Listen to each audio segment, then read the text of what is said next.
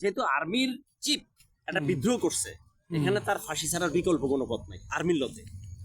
তাহলে তোরা আমার এখানেই মেরে ফেল, কারণ আমি ফাঁসির কাস্টে, আমি একজন বীর মুক্তিযোদ্ধা, আমি ফাঁসির কাস্টে লড়বো, এটা কলঙ্ক না, আমার কলঙ্কিত অধ্যায়।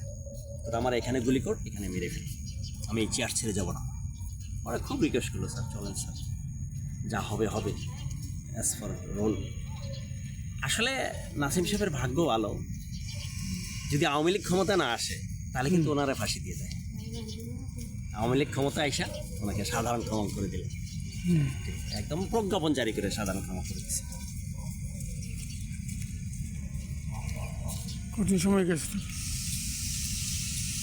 প্রাকৃতিক নাসিম সাহেব মানে দেশের জন্য মানে যে তার রণকৌশল, যারা আমি যে গল্প শুনছি আর কি, কঠিন যুদ্ধ করছে, একটা পা হারাইছে যুদ্ধের মাঠি, পায়ে গুলি লেগে একদম মানে